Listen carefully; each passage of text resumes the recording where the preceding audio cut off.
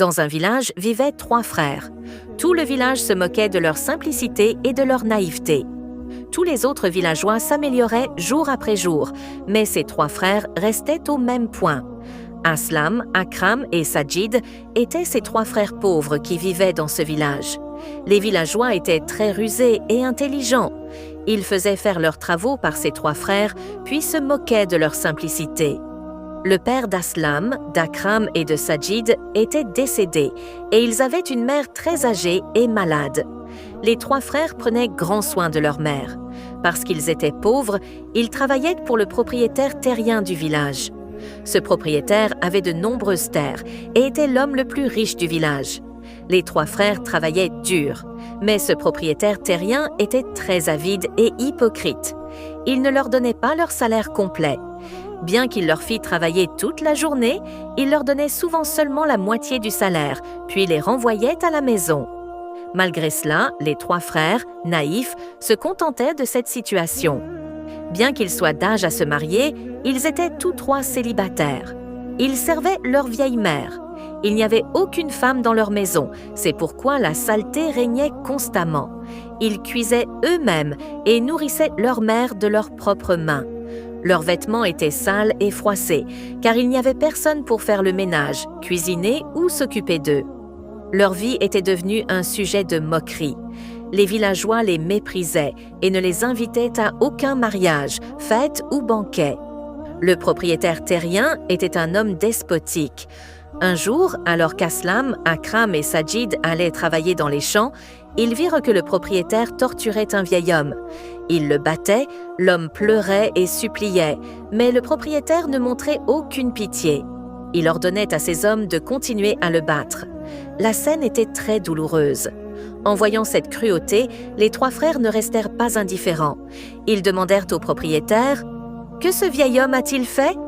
Le propriétaire les regarda d'un air sévère et dit « N'y mêlez pas, allez faire votre travail. » Les 3 pauvres se remirent silencieusement au travail. Ce jour-là fut très triste. Ils se demandaient si ce vieil homme avait survécu. Le soir venu, ils rentrèrent chez eux où leur mère âgée les attendait. Mais cette nuit était étrange et mystérieuse. Le silence de la nuit indiquait que quelque chose de grand allait arriver.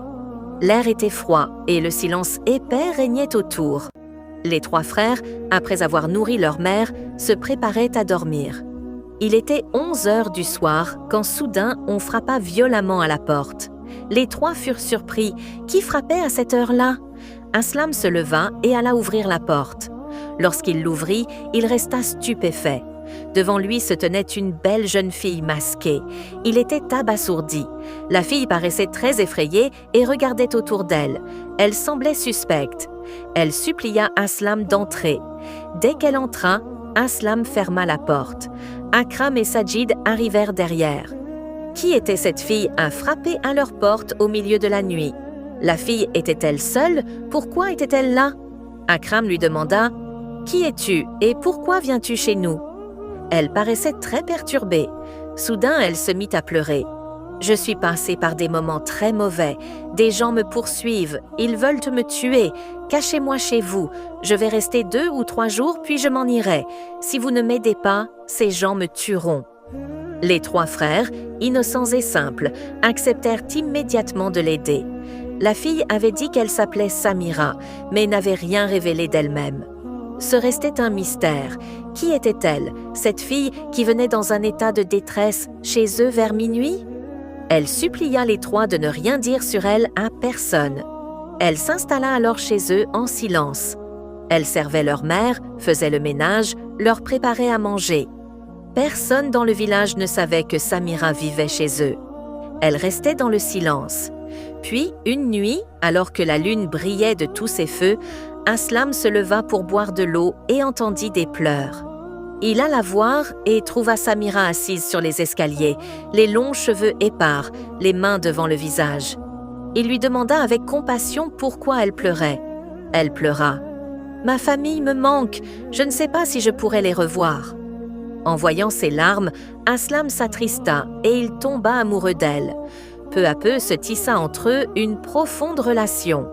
Aslam commença à l'aider secrètement. Un jour, en rentrant des champs, il vit une boutique de bracelets rouges et pensa à Samira. Il acheta les bracelets pour elle. Il sentit qu'il ne pouvait plus vivre sans elle.